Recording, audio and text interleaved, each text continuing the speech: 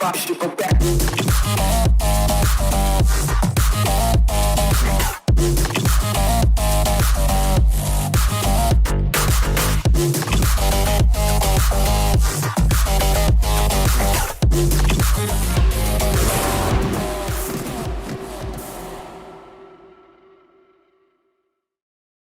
est parti du coup.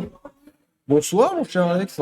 Bonsoir mon cher Adrien. Du coup, bonsoir à tous, bienvenue à l'équipe Twitch, ceux qui nous regardent en direct et ceux qui vont tricher pour la team YouTube.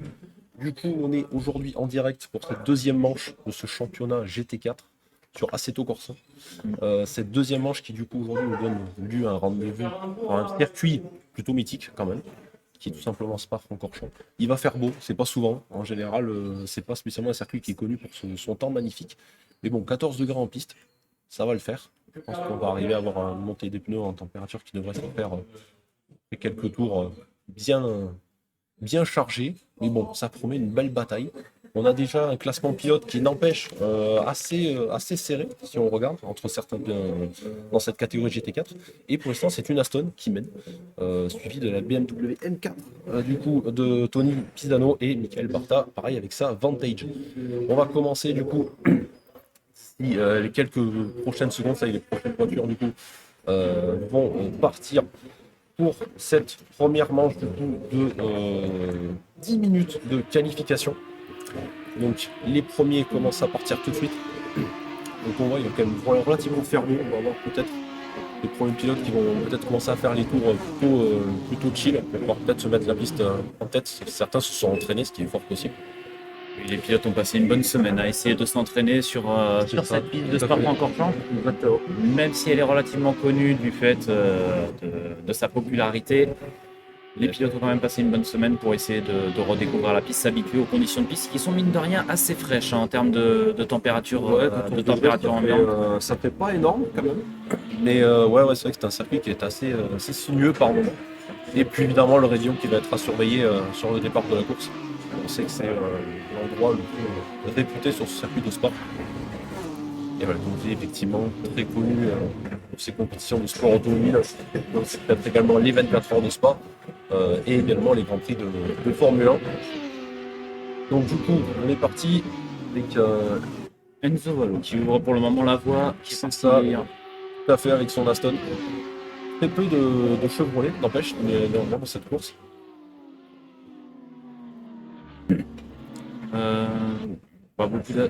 Pas mal d'Aston aussi. Ouais, pas mal de vie qui sont quand même. Les voitures qui ont été préférées par rapport pour la plupart des pilotes.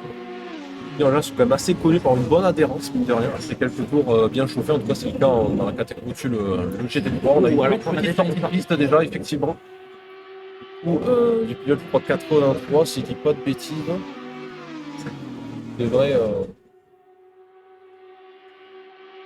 Qui devrait déjà malheureusement très mal commencer. On a une sortie un petit peu large sur le coup.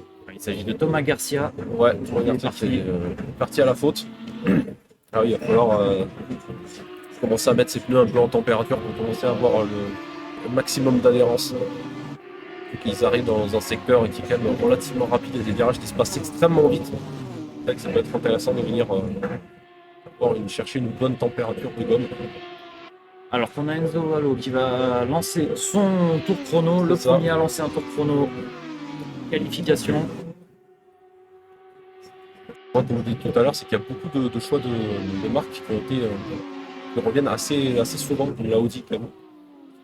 Qu'on peut voir également très souvent, surtout si vous suivez le championnat FFSA GT qui traverse tout le pays, notamment le circuit de Dijon, également le Castellet pour les grandes finales et également pendant les coupes de Pâques sur le circuit Polar Maniac de Nogaro.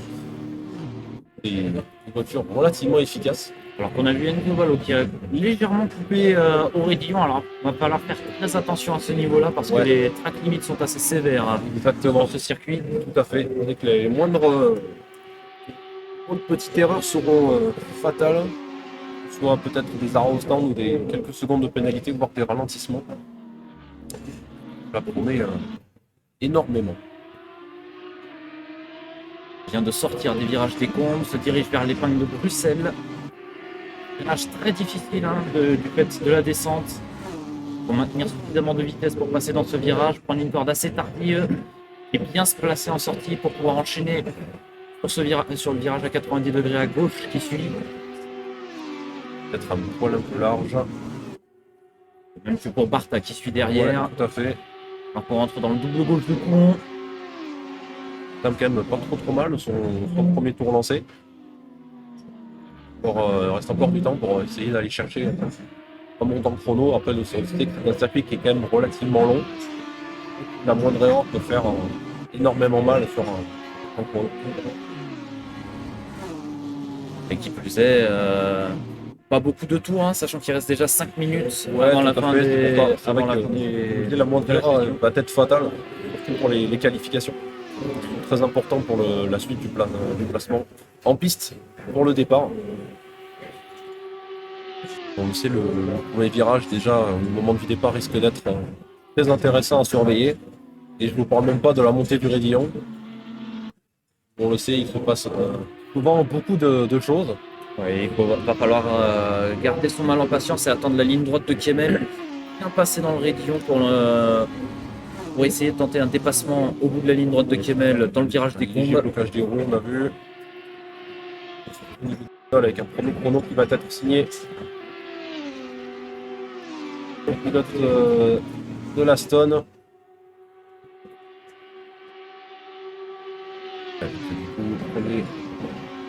Le chrono qui est signé. Le pilote français qui pour l'instant est 5e. On a une nette amélioration des pilotes.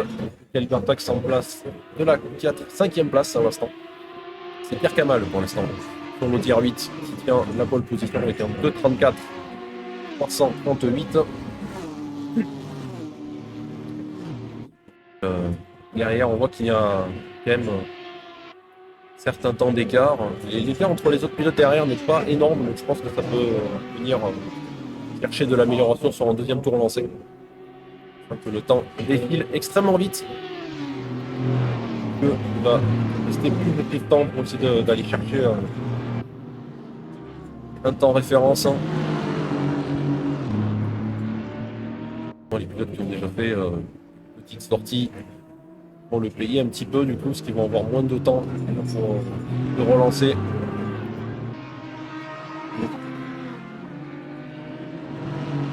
Déjà ça par arrière, il arrive encore une fois à revenir, il sort un petit peu moins large que tout à l'heure.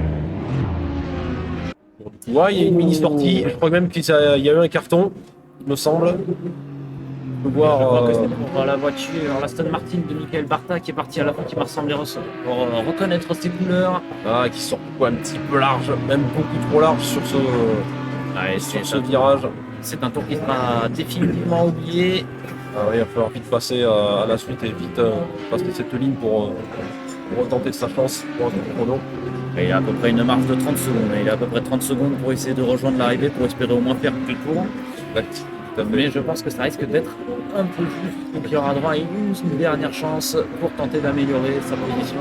Michael Barta, le champion en titre, qui pour le moment occupe la 5e place. Ouais, qui est quand même aussi également 3e au classement général. Donc voilà, il y a quelques points à les rattraper. Et on sait qu'après, voilà, on l'a dit, Spa est un circuit assez particulier, on l'aime, on l'aime pas. Avec des endroits, voilà, beaucoup d'entraînement de virages rapides et surtout des endroits qui sont assez piégeurs. Notamment là, cette prise du raidillon, même le dernier virage qui justement on peut avoir tendance, voilà, on vient de le voir avec Enzo Valo à bloquer un petit peu ses pneus pour leur retarder son freinage. Donc ça va être à surveiller. Et à mon avis, je pense qu'on risque d'avoir des belles batailles. En tout cas, belle amélioration pour Enzo Valo qui a fait un tour en 2 minutes 32 650. Ouais. Et Pierre Kamal qui récupère la pole position. En 2,32, magnifique, avec très très peu d'écart avec André Valo. Anthony Pisano, la surprise de ce début de saison. En effet, avec cette 4e place pour l'instant qui est signée. Les pilotes français sur la périmètre de l'F39. Pointe mine de rien à 9 bons gros dixièmes. Ouais.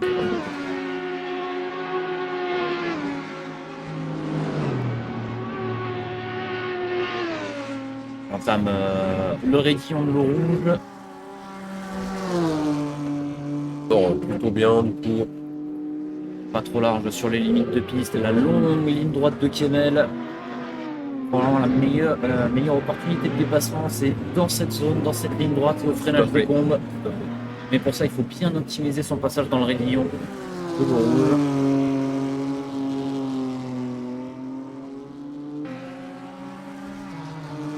On suit la BMW d'Anthony Pisano. Neuf qui pour l'instant se débrouille pas trop mal sur cette quatrième place. Je rappelle sa première participation au championnat. Il a signé la deuxième place sur la première manche. C'est quand même plutôt important à souligner. On sort plutôt bien pour une première participation sur ce championnat GT4. Pas de bêtises, la première course c'était sur le circuit de. C'était sur le circuit du Red Bull Ring. la Circuit de Red Bull première Ring, manche, tout à fait, exactement. en Autriche. Circuit qui n'est pas spécialement connu pour ces endroits très très difficiles, mais bon. Pas beaucoup de virages, mais ça reste quand même un Tout à fait, circuit ouais. très difficile à maîtriser. Surtout dans les virages rapides avec ses GT, il est très facile de sortir large et de mettre deux roues dehors. Tout à fait, il y a des endroits qui sont assez piégeurs. Notamment, pareil, après la bonne course ligne droite, c'est un énorme freinage, circuit du Red Bull Ring. Mais également très très très piégeur. On récupéré sur la caméra d'Enzo Valo, la Aston Martin numéro 28. Pour réussir à améliorer son chrono et aller prendre provisoirement la pole. En tout cas, le drapeau à damier est de sortie. Dans les blocages des roues, ils s'en sortent pas très trop mal. Est-ce qu'on va avoir peut-être de l'amélioration sur Il est le large. chrono?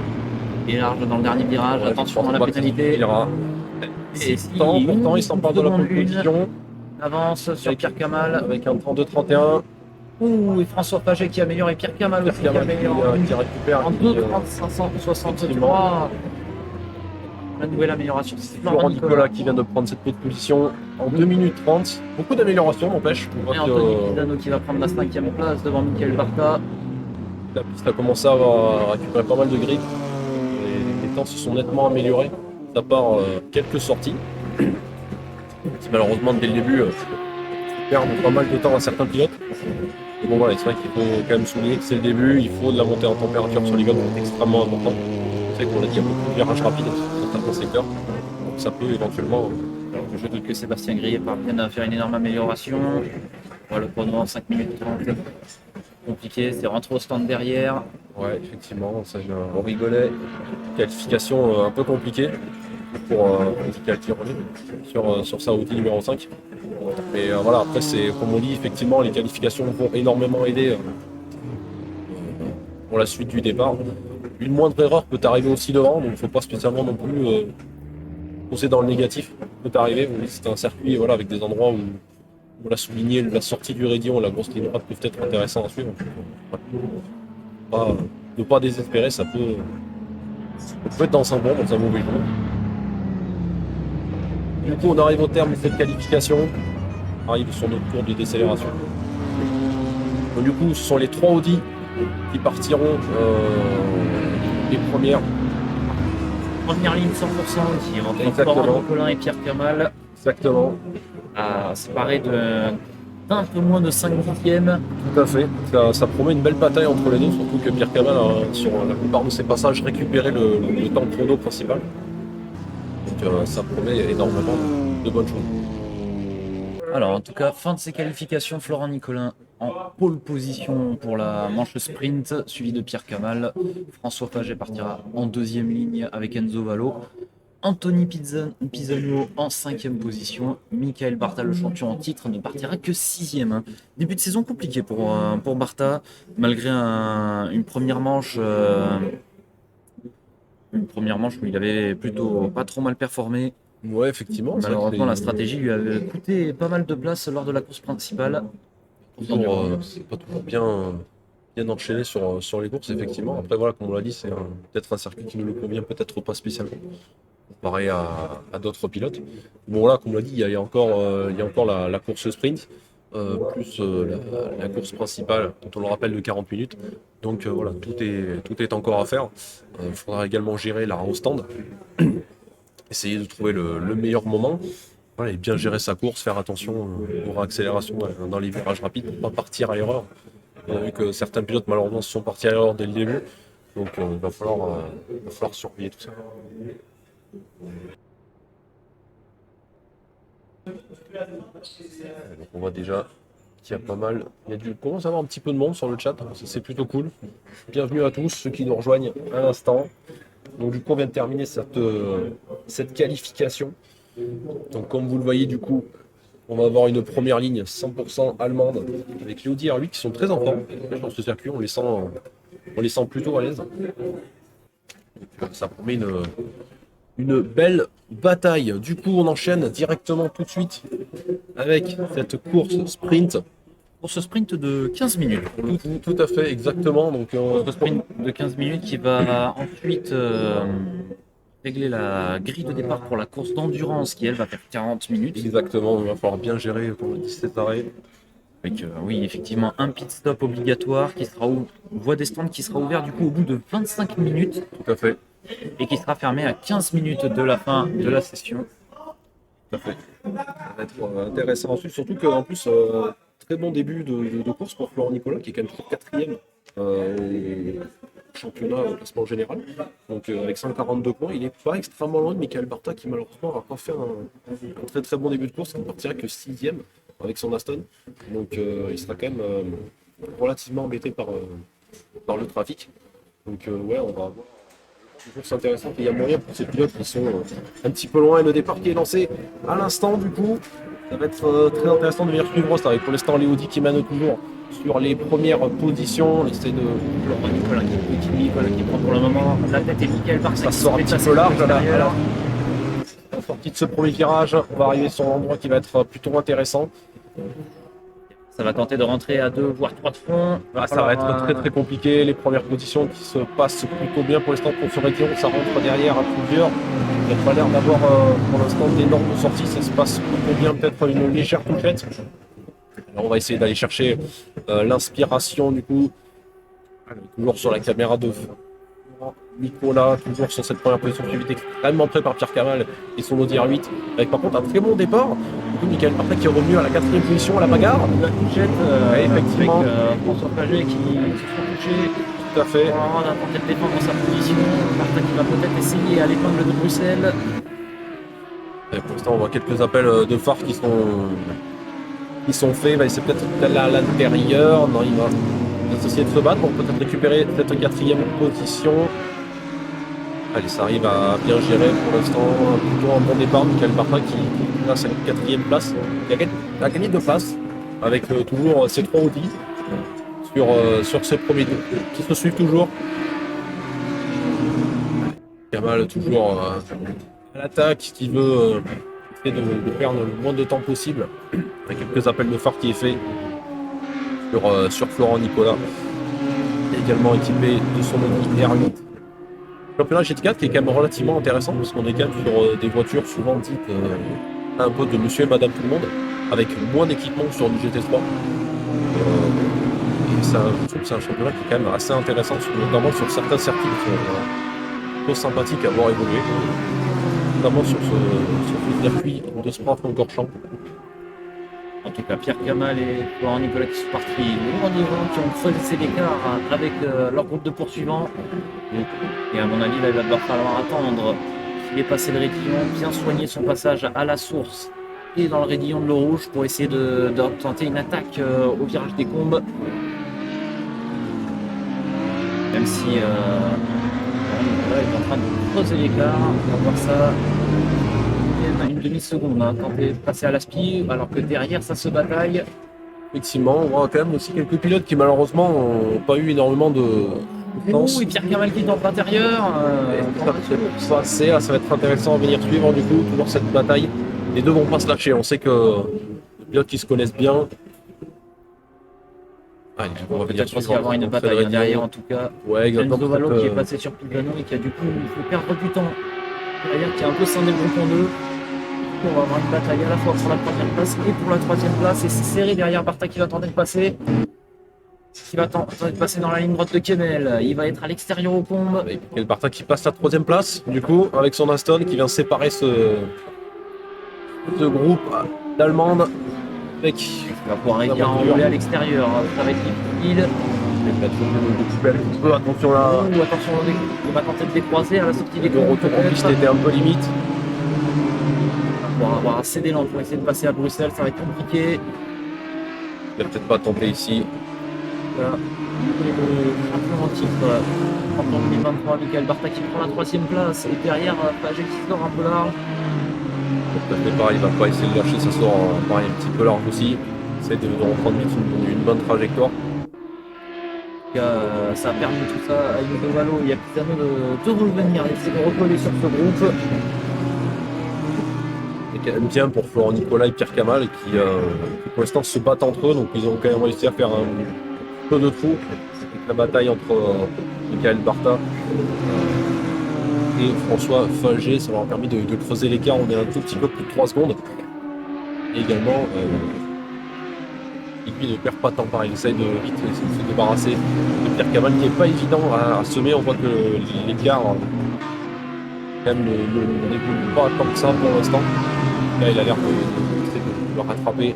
Attention de ne pas faire d'erreur à Blanchimont, très facile de sortir trop large. Ouais, tout à fait. De retrouver à portée d'attaque au freinage de la Red Bull. Certains pilotes ont même bloqué un petit peu les pneus au moment du freinage, chose qui peut malheureusement déjà leur faire user pas mal de gomme. Surtout venir se piéger tout seul, sortir un petit peu large. Ah et voilà, ça bloque effectivement le contact qui a été fait entre les deux pilotes. Le retour en piste. Aïe aïe aïe, énorme carton. Bah, on l'avait dit du coup. On venait à peine de le dire justement, le blocage des pneus qui peut vous coûter énormément cher, que ce soit au niveau de votre course et même celle de ses adversaires. Du coup, la mauvaise affaire a été faite malheureusement par Enzo Valo qui est tombé du coup à la 7e position. Ah, il y a 6 temps dur effectivement. Et Pisano qui en a profité pour tirer les marrons du feu. Hein. Tout à fait, du coup il a... 3e maintenant, mais bon, maintenant il pointe à 7 secondes 6 des pilotes de tête. Michael Barta qui malgré le contact s'en sort pas trop mal, qui reste au contact de Pisano. En tout cas des dégâts sur la voiture de Pisano. Est-ce que Barta va pouvoir en profiter pour essayer de passer? Ah, il est pas loin, donc je pense qu'il peut potentiellement venir le chercher. On essaie de zigzaguer un tout petit peu. Comme le temps du dragon qui est à l'intérieur. Il va tenter d'aller le chercher au freinage. Attention, au freinage, il va faire un blocage de roue. Le pilote qui pour l'instant est pas mal. Il va essayer d'optimiser sa sortie. Il a décroisé. Première fois, il va tenter de décroiser. Il y a eu un léger contact encore une fois. Attention au contact, attention de ne pas venir se faire pénaliser sur des moments comme ça, ce serait un petit peu dur, sachant qu'après, il faut savoir garder son calme. Je me rappelle, on se retrouvera d'ici les prochaines minutes, avant la pause évidemment, mais je rappelle qu'une course de 40 minutes c'est long. Il va falloir venir garder son calme au moment des dépassements, prendre son temps, de trouver le bon moment et surtout éviter les erreurs qu'on a pu voir tout à l'heure qui malheureusement est extrêmement cher cette course sprint. Alors que Pierre Kamal, qui a jamais été aussi près sur Nicolas. Ah, il se lâche pas, c'est du pilote, il se lâche pas et on sent que la première place est extrêmement importante. Donc Florent Nicolas pour l'instant fait la très bonne affaire, parce qu'on le rappelle, il est quand même 4e au général. Donc franchement il y a moyen de faire quelque chose. Et c'est deux pilotes qui se cherchent, qui ont à peu près un point d'écart. Et tout peut se jouer, pourquoi pas ce soir. Pourquoi pas une montée au classement, peut-être dans le top 3 de ces deux pilotes. Ça va être très intéressant à suivre. Cette bataille du coup entre deux Audi R8 voiture équivalente. Alors du coup je regarde par rapport m'a été donné sur le règlement alors que Barta est revenu sur Pisano, il va tenter l'attaque à l'intérieur. Attention au freinage qui va être intéressant, venir suivre, il va peut-être sortir un petit peu large, malheureusement il s'est un petit peu lancé, il va être obligé de laisser un peu de place, il va passer. Et attention, il est toujours là, Pisano qui lâche pas. Pisano il va pas lâcher non plus, il va peut-être avoir l'avantage sur le prochain virage. Il va être mieux sur l'intérieur, il va sortir extérieur, il va aller tenter d'aller chercher au freinage, qui va sortir un petit peu loin, il va repasser à la 3e position, il sort un petit peu large. Et Barta qui va tenter de décroiser la porte, tout à fait. Repasser devant. Et le décroisement qui va passer par Michael Barta sur son Aston. Et là, attention, parce que Pisano c'est pas terminé, il est juste dans le pare-choc, dans les échappements. On va pas faire trop d'erreurs dans ce raidillon. Il est dans les échappements, là il va pouvoir tenter d'essayer de passer dans la ligne droite de Kemal, même s'il a fait une petite erreur juste avant dans le raidillon. Il va peut-être lui coûter une opportunité de repasser devant. Effectivement.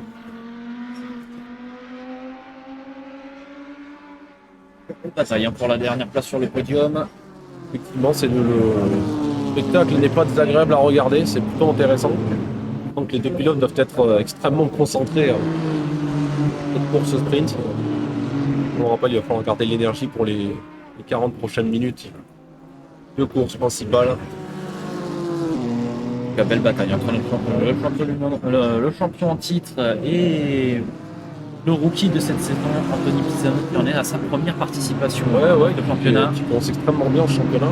Et là, du coup, avec toutes ces histoires de cafouillage, on a pu voir tout à l'heure, mine de rien, ça sort plutôt bien. Et franchement, il est trop fort du top 3. Il y a peut-être quelque chose encore à aller chercher. On revient sur le duel de tête entre Nicolas et Kamal. On cherche toujours, comme on le disait tout à l'heure, l'écart ne change pas tant que ça. On sent qu'il y a peut-être certains secteurs où les deux pilotes vont venir avoir une meilleure inspiration pour pourquoi pas venir tenter un dépassement. Pierre Kamal toujours à l'attaque, il ne lâche pas le pilote devant lui. Il va pouvoir utiliser l'aspiration. Il va falloir rester derrière, ne pas faire d'erreur à l'arrêt de bus. Ne pas faire d'erreur à l'arrêt de bus, bien ressortir de la chicane, bien ressortir à la source et essayer de rester le plus près possible dans le réunion. Il y a quelques appels de phare qu'on a pu le voir tout à l'heure. Ça peut être un signal assez intéressant. On sait très bien ce que ça veut dire, appel de phare en général. Et coucou, je suis pas loin.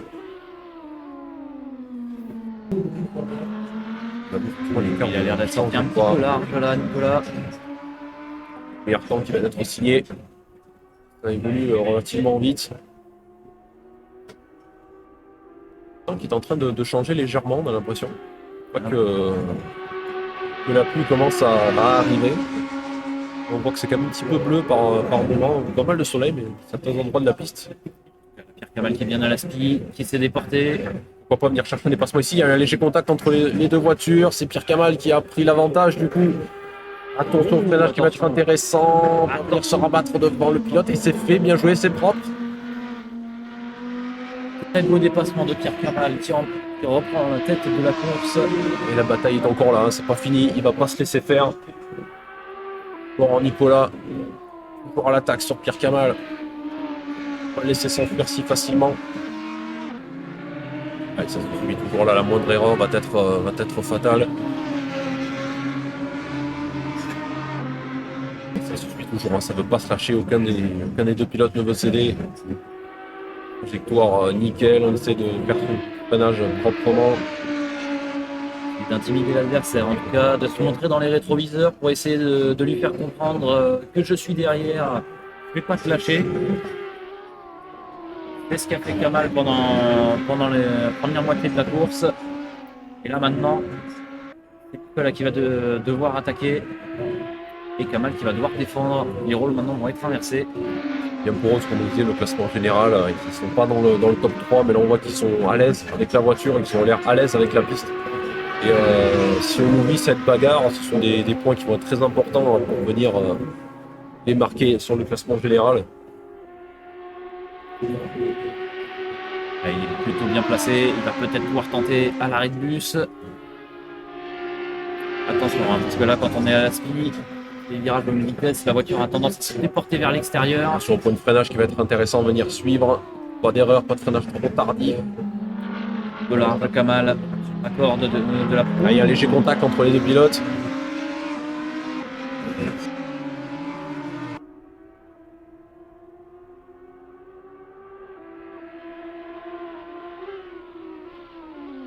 en bataille.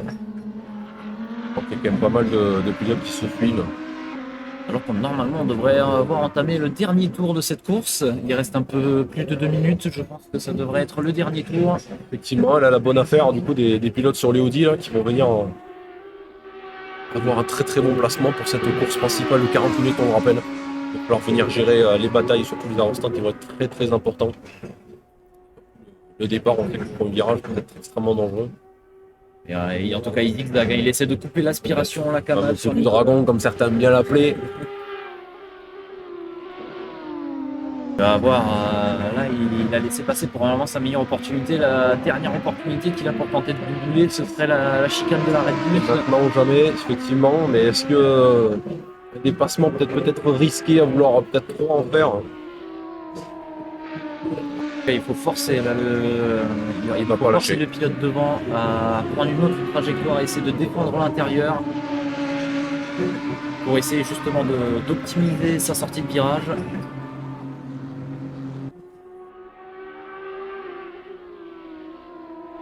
Ça va être tendu, il est large Kamal. Kamal qui est large sur les points de corde. Erreur maintenant, ce serait bête. Si proche de cette fin de course sprint. Il se montre à l'intérieur là. Nicolas, il se montre. Mais pour le moment, ça passe pas. Kamal qui défend bien. Pour un secteur important, peut-être attendre le bon moment pour pas venir le chercher sur les freins. Bon, voilà, il reste un peu plus de 30 secondes. On va voir s'ils vont réussir à passer sur la ligne avant la fin du chrono. Peut-être un petit peu juste. Escalader un petit peu les vibreurs là. Effectivement, une sortie extrêmement rapide. Il va vraiment pas le lâcher. Ça va peut-être le moment. Pourquoi pas venir chercher Pierre Kamal. Il y a un petit peu de temps. J'espère qu'il arrive à franchir la ligne avant la fin du chrono. Je pense que j'en connais un dans Saoudi qui doit être assez pressé de passer cette ligne d'arrivée. Pour relâcher, mais pas trop relâcher parce que s'il passe à 1 seconde de la fin, ça va être tendu. Ça va peut-être pouvoir se faire, ça devrait le faire. Allez, du coup, la dernière seconde qui va être passée. La ligne finit par arriver. C'est fait Enclenché, et pour c'est la Kamal. victoire de cette course sprint de Pierre Kamal. Pour son Audi R8. Derrière de Florent Nicolas. Également sur son Audi R8. Troisième place pour Michael Bertin qui s'en sort bien quand même, mine de rien. Malgré Avec l'incident, oui, malgré l'incident. Parti sixième quand même, faut le noter. Oui, Donc belle remontée. 3 places de gagner. Donc il s'en sort quand même pas trop mal. Enzo Valo qui du coup passe en 5e position. Devant Maxime Bernard, 6e. François Paget qui va terminer en 7e position. Qui a été pris malheureusement dans l'accident au virage de la Red Bus. Dégringolé au classement. Il faisait pas une mauvaise course, mais bon, comme on dit, c'est les risques de la course, ça arrive. En espérant que ça ne se reproduise pas pour les courses, parce que c'est vrai que pas mal de pilotes malheureusement ont été pris dans cet accident, dont certains, comme on dit souvent, qui n'avaient rien demandé à personne. Malheureusement, le genre de truc lorsqu'on roule en meute, le genre de choses qui peuvent arriver. Ouais, le moindre freinage un petit peu tardif, on va souvent suivre de très très près le pilote de devant pour essayer d'engranger un maximum de vitesse, mais c'est vrai que des fois les freinages peuvent être piégeux. La seule Chevrolet de ce championnat GT4. Et arrive pour le dernier freinage, faire sa dernière réaccélération, qui va franchir la ligne d'arrivée en 10e position, qui va compléter le top 10.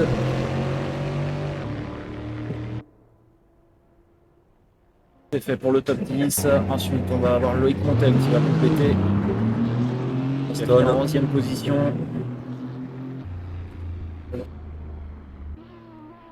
Ensuite, Thomas Garcia qui va terminer en 12e position. Terminé tranquillement. Une place qui est signée pour Thomas Garcia du coup.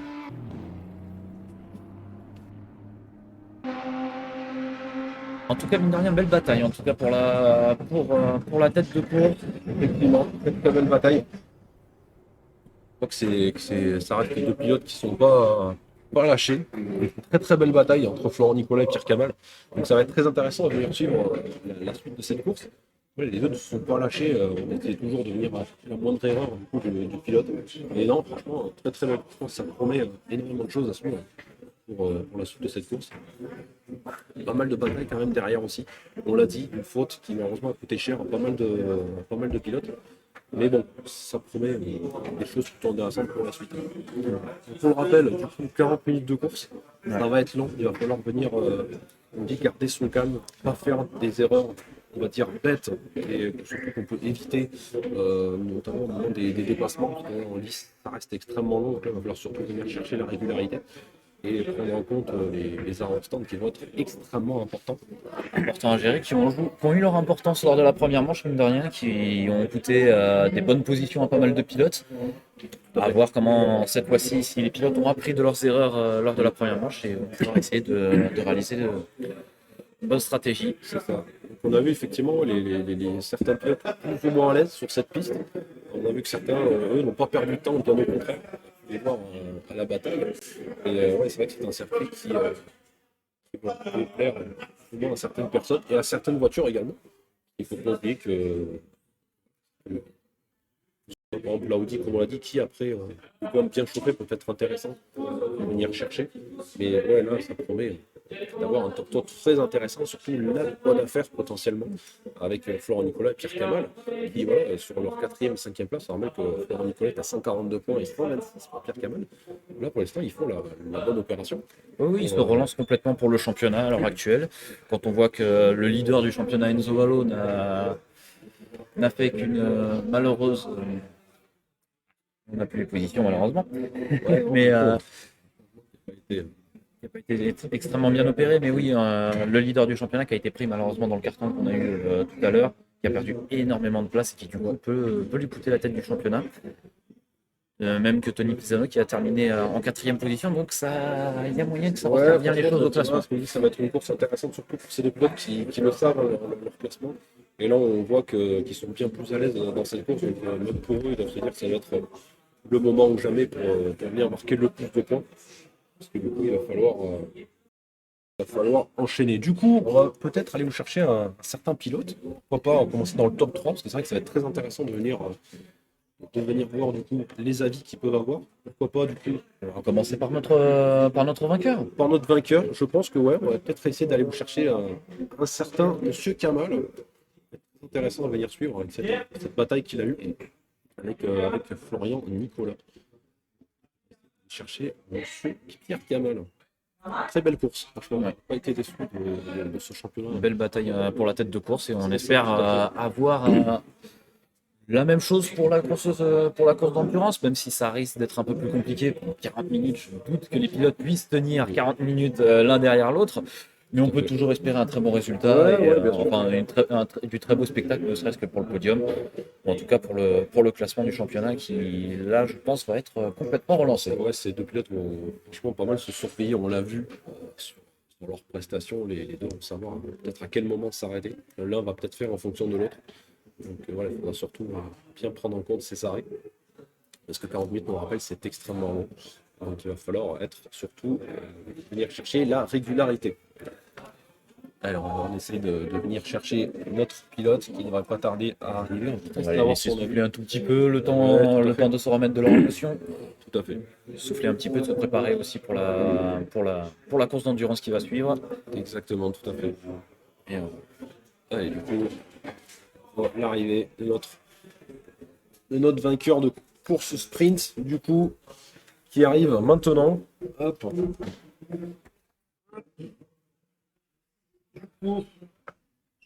On a avec Pierre Kamal, vainqueur de cette course sprint. Très belle bataille. En tout cas, bravo. Franchement, on a vu, on voit que vous n'êtes pas lâché avec les deux pilotes. Donc ça promet pour la suite. Tu l'as senti comment cette voiture, cette course? Bon, la course en soi plutôt bien, à part les deux premiers tours, ça commençait un petit peu, enfin c'était un petit peu glissant sur le début. Ouais. Donc il fallait être un peu sécure. Donc c'est ce que j'ai fait Mhm. tout le début de la course. Ouais. Puis après j'ai essayé de le suivre au maximum tout le long en essayant d'attendre qu'il fasse une erreur. Ouais. Et il n'a pas fait beaucoup d'erreurs. Non, on a vu ça effectivement. Donc c'est un peu compliqué, à part sur le rédillon, du coup au moment où je l'ai doublé, Ouais. il a ralenti un petit peu trop et ça m'a permis de le doubler quoi. Ouais. Bon, on l'a vu, pour toi, c'est une course intéressante parce qu'on l'a vu, tu es extrêmement à l'aise sur cette piste. Cette voiture a l'air de te correspondre. Et puis au classement des générales, il y a moyen d'aller chercher quelques points aujourd'hui, je pense. Au général, il y a peut-être possibilité de remonter un petit peu. Ouais. Tu avais l'air Sauf que vachement je- plus à l'aise sur par certains pilotes qui, malheureusement, il y a eu un petit peu de casse, on l'a vu, avec des freinages un peu trop tardifs. Donc c'est peut-être le soir pour venir chercher des points. C'est le but. Bon, On est là pour remonter au classement et on verra bien comment ça se passe. en tout cas, on te le souhaite. Donc très bonne course à toi. 40 minutes, il va falloir gérer, surtout. Mais on sait que ça va bien se passer. Bonne chance à toi. Merci beaucoup. Allez, bon courage. Merci. Effectivement, il va falloir chercher énormément de points. Donc en tout cas, on lui souhaite le meilleur pour cette course. Et comme on l'a dit, 40 minutes, il va falloir gérer tout ça. hop, alors nous sommes de retour du coup sur notre plateau. J'attends que mon collègue revienne de son interview. Sur notre plateau, bien sûr, évidemment. Magnifique plateau qui nous a été aménagé en C'est fond. ça, exactement. Qui n'est pas la piste de Spa. Non, Un circuit que vous connaissez peut-être. c'est un circuit qui est à l'autre bout du globe, dans l'hémisphère sud. Sud. Donc voilà. On attend juste maintenant que les pilotes se soufflent un petit peu et ensuite Oui, on on va les va, laisser se poser peut-être. on va faire une petite présentation de la piste pour ceux qui n'ont jamais vu, qui ne connaissent pas le tracé de Spa-Francorchamps. Circuit de 7 km. Ouais, avec comme on l'a dit, des endroits assez rapides, surtout extrêmement piégeux. Je pense que certains pilotes ont pu le voir sur ce tracé, du coup, avec effectivement des endroits qui peuvent être facilement induits à l'erreur. Pour les virages, comme on dit, va être très intéressant à venir chercher, et puis surtout ce rayon, comme ça, qui est l'endroit le plus mythique. 30 mètres de dénivelé entre le point le plus bas et le point le plus haut, le tout sur, moins d'une cinquantaine de mètres. Donc, mine de rien, ça. Piste de 7 km, ça reste un circuit qui est quand même assez long sur ce championnat GT4. Et on compare au circuit de la première manche, qui était le Red Bull Ring, et c'est vrai que ça fait relativement long. Et ce qui a peut-être pu malheureusement handicaper certains avec les premières erreurs qui ont été faites lors de la session de qualification. Donc, ouais, effectivement, ça va être assez compliqué pour certains pilotes. On l'a vu, certains seraient été plus à l'aise que d'autres sur cette piste. Voilà, on l'a vu, Pierre Camel qui nous l'a dit, voilà, il avait l'air plutôt à l'aise avec son outil. Donc ouais, on l'a dit, il va y avoir la bonne affaire à venir chercher pour lui. On va se préparer, on rappelle, hein, pour la règle des arrêts au stand, un arrêt obligatoire, la voie des stands qui sera ouverte à 25 minutes de la fin de la course. Exactement. Et qui sera fermée à 15 minutes avant la fin de la course, donc il y a à peu près une fenêtre d'arrêt au stand de 10 minutes. 10 minutes, mine de rien, ça passe vite, hein, sur le circuit de Spa-Francorchamps, quand on voit que les chronos sont autour des 2 minutes 30. 10 minutes, ça passe très très vite. Et du coup, il faudra pas se rater, ne serait-ce que déjà sur le calcul de la consommation de carburant, étant donné que c'est aux pilotes de gérer eux-mêmes leur consommation d'essence, de gérer le calcul, de savoir combien d'essence ils vont vouloir embarquer pour les arrêts au stand. Et voilà. En tout cas, on va laisser du coup les pilotes se reposer. On va revenir d'ici quelques minutes pour le départ de cette course d'endurance. Passionnante. Tout de suite, reste avec nous sur Twitch.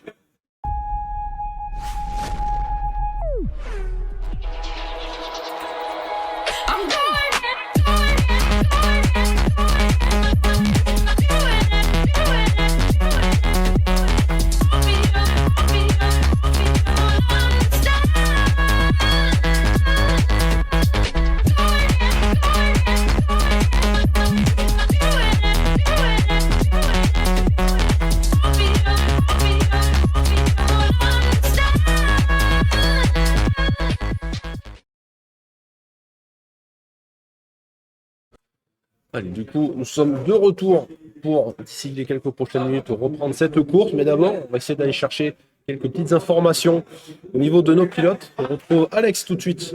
Du coup, je suis avec Enzo, le leader du championnat, qui a eu une première course difficile.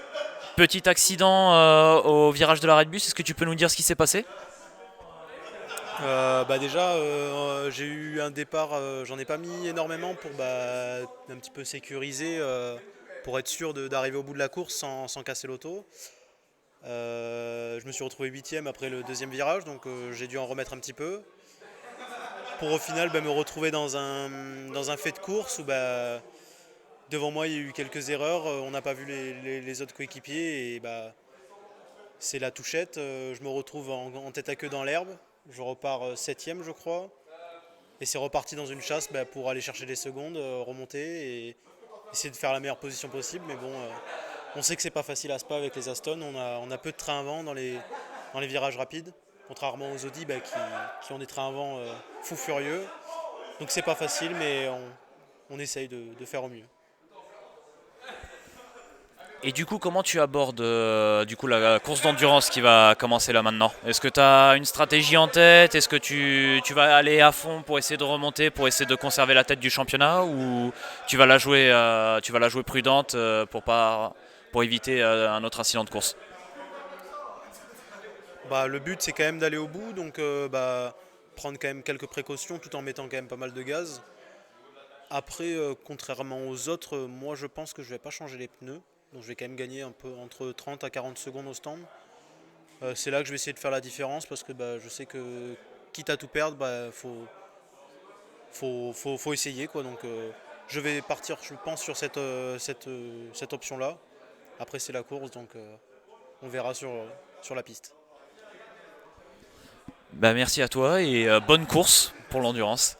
Et je te rends l'antenne, mon cher Adrien, du coup. Moi l'antenne.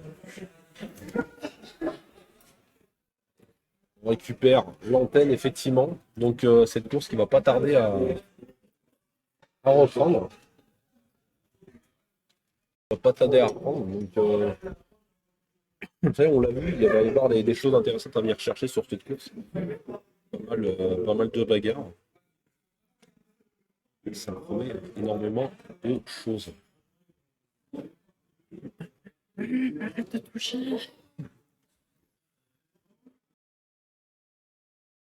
On va pas tarder à venir finir la petite pause pour venir boire un coup.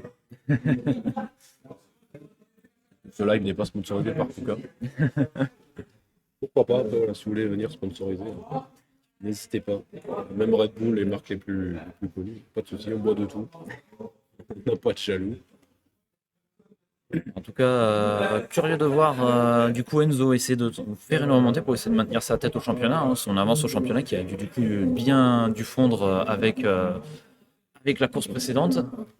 Il manque de 105 points pour l'instant, ça peut paraître pas mal, mais c'est vrai qu'on a vu, comme l'a dit, certains pilotes plus ou moins à l'aise sur cette piste, certains un peu plus que d'autres. Donc voilà, on sait que certains pilotes, eux, ne vont pas hésiter, ils vont savoir que ça va être le grand soir pour venir chercher énormément de points.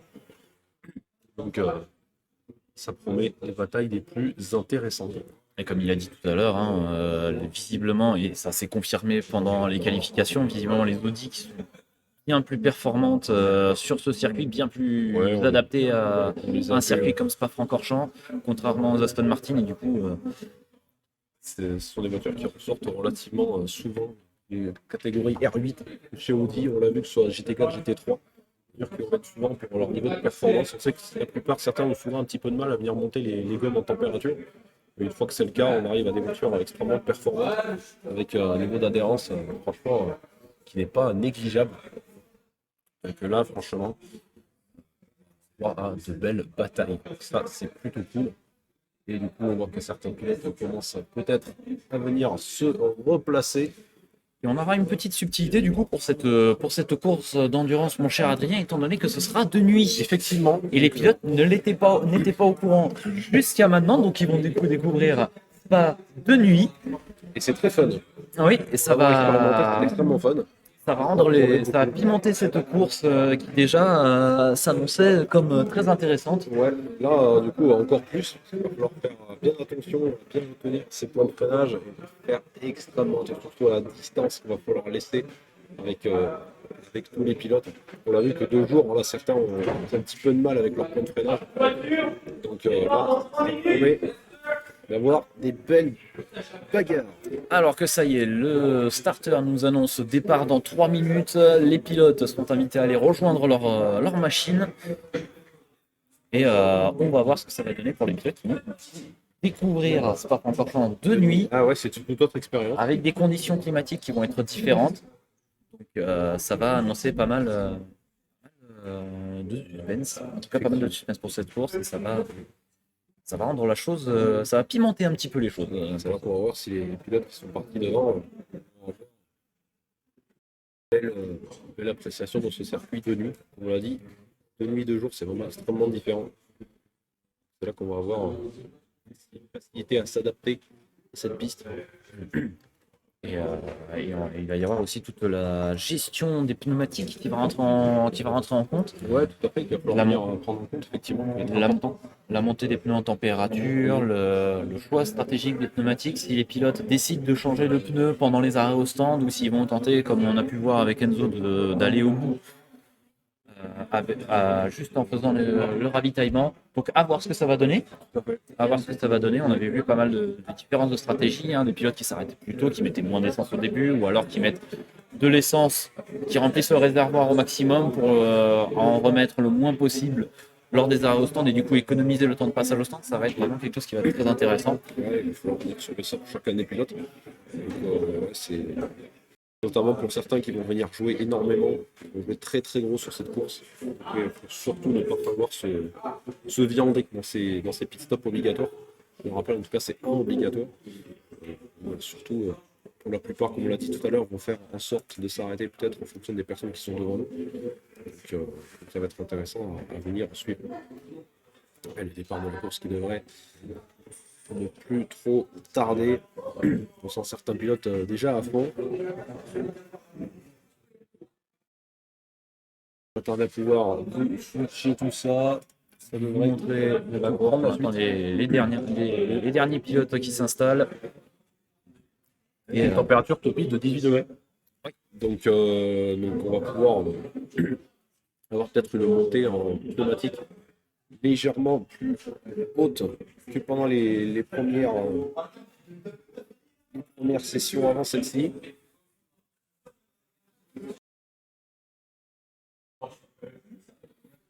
Allez, on l'a dit, le départ va pas tarder à être donné.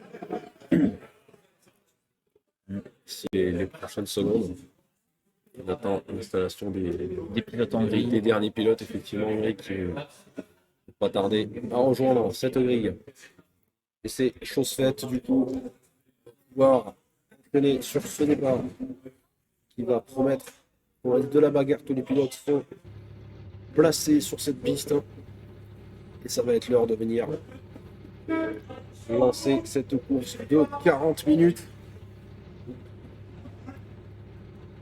40 minutes de course et petite subtilité là pour le coup, étant donné que la grille est réglée de manière aléatoire et en tout cas, Enzo Valo qui va du coup partir 11e position, Michael Barta va partir 10e, donc ça va être compliqué hein, pour les pilotes en tête du championnat. Là où un Florent Nicolas va partir en première position. Pour l'endurance, l'ordre d'arrivée de la sprint. Et en tout cas, les... Allez, le départ du coup, qui va être donné. Le moteur ronde. Attention à l'extinction des feux. Et du coup, on est parti pour ce départ. 40 minutes de course ici à Spa-Francorchamps, de nuit. Et là, ça va être très difficile de reconnaître les voitures de loin. Ah, effectivement, mais là, Avec on les voit barres. déjà une première attaque et une sortie un peu large. Oui. Déjà de la Stone, effectivement, on a pu voir beaucoup de sorties larges. Sur un revirage, et non, il y a peut-être déjà un accident La Mustang, avec qui est effectivement partie. la Camaro. Qui est revenu un petit peu violemment sur la piste, qui est sorti au large, qui s'est fait piéger. Ah, c'était sûr, attention à l'attaque derrière, à l'entrée du Raidillon. On voit qu'il y a pas mal de sorties, une sortie de piste énorme qui a été faite. Alors, on l'avait dit, ça serait le premier virage. Le Raidillon va être extrêmement dur à venir prendre, surtout de nuit. Thomas Garcia qui s'est fait avoir dans le trafic. Ah, malheureusement, qui est parti à la faute. Ah, ça va être extrêmement dur de venir chercher cette. On savait que ce sont des secteurs qui sont extrêmement durs à prendre en main. Notamment de nuit, certaines ne sont pas habituées, on le voit. Je pense vraiment que les points de freinage doivent être à revoir.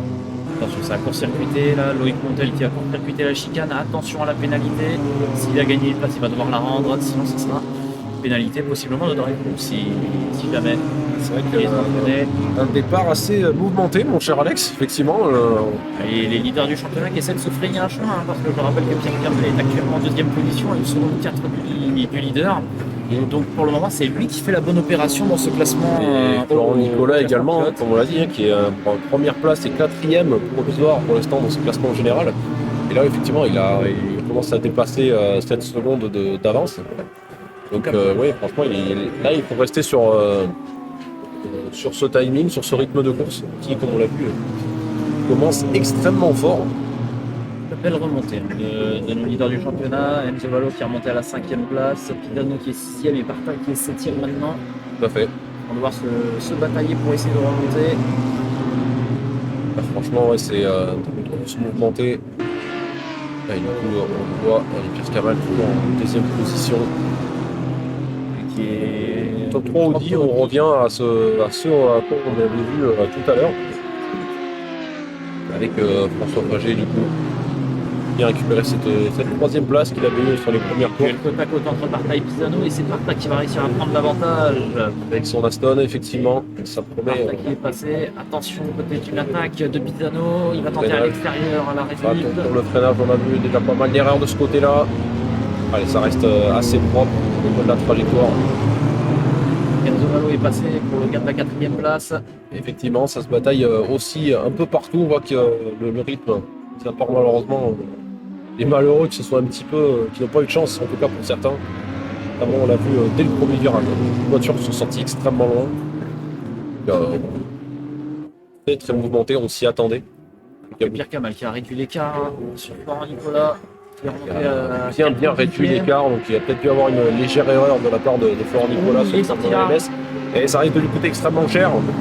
Pierre Kamal qui va du coup. Il va pas hésiter pour venir récupérer cette première position. Pierre Kamal qui prend la tête du coup devant Florent Nicolas.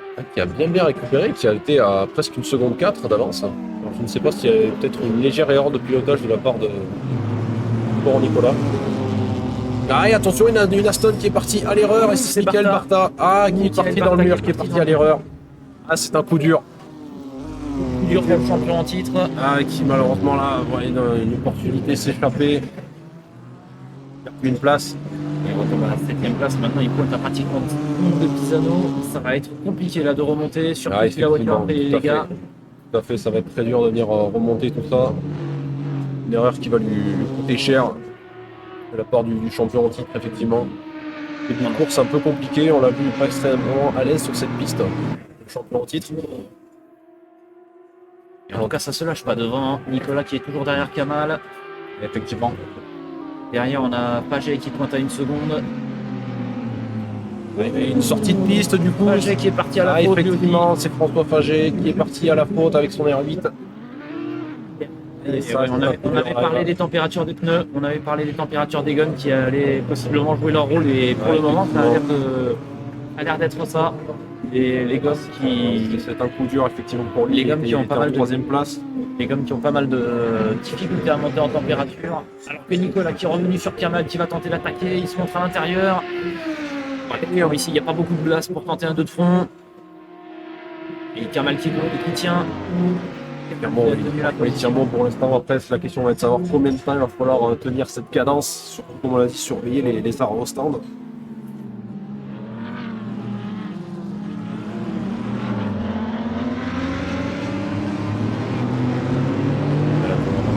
Derrière, ensuite on a Enzo Valo qui est revenu à la 3e place. Du coup, pas mal d'appels de phare qui sont faits. On voit que les pilotes sont vraiment pas loin l'un des autres.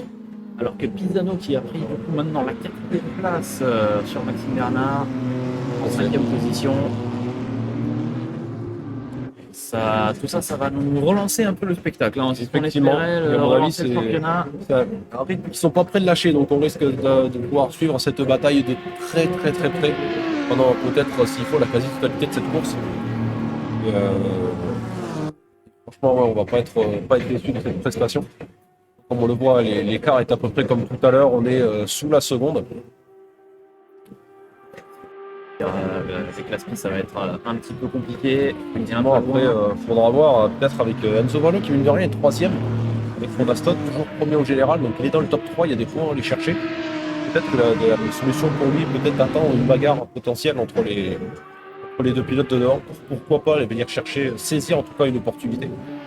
Pour repasser devant et essayer de conserver sa place en tête du championnat. Parce que là, pour l'instant, c'est sûr que lui, il est quand même plutôt bien. Parce que là, on l'a vu, Denis Pisano, sur sa M4. Michael Barta, comme on l'a vu, voilà, il est parti à l'erreur alors qu'il est toujours 3e provisoire du classement général. Donc, effectivement, ce serait bien pour lui de venir chercher plus de points quand les attaquants, on va dire, sont derrière lui. C'est en tout cas le meilleur moment pour venir rater des points d'écart avec les pilotes qui sont un peu plus bas. Comme on l'a dit, voilà, Pierre Kamal qui eux, pour l'instant, font la bonne affaire. Fait des points extrêmement importants pour cette deuxième manche. Championnat GT4. Pour le moment, Enzo Valo qui semble tenir le rythme des Audi. Alors, est-ce que les conditions de piste, le fait de ne pas connaître la piste de nuit, fait que les pilotes devant n'attaquent pas autant, ça permet à Enzo Valo, on va dire, de niveler un petit peu les performances, parce que les conditions de piste nivellent les performances des deux voitures. Tout à voir. En tout cas, pour le moment, il reste à 1 seconde 3, dans 1 seconde 2 dans ces eaux-là. Et il lâche Surtout attention, de rien avec avec l'utilisation des gommes, c'est vrai que l'attaque des pneus est certes très importante, mais surtout à surveiller.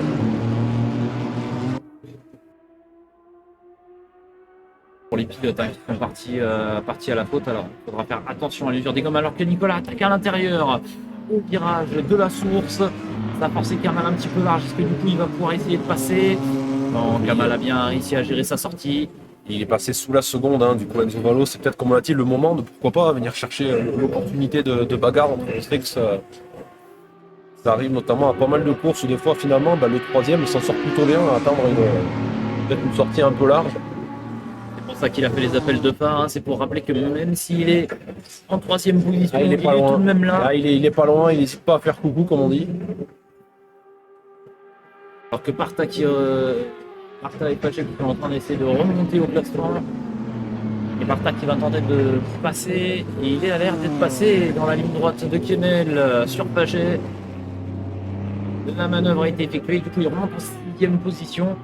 Mais il pointe tout de même à peu près de 6 secondes et demie. Oh attention, il est sorti un peu large. Pour mettre un peu sa trajectoire et sa vitesse dans le virage des combes. Mais Paget qui n'a pas réussi à en profiter pour essayer de passer.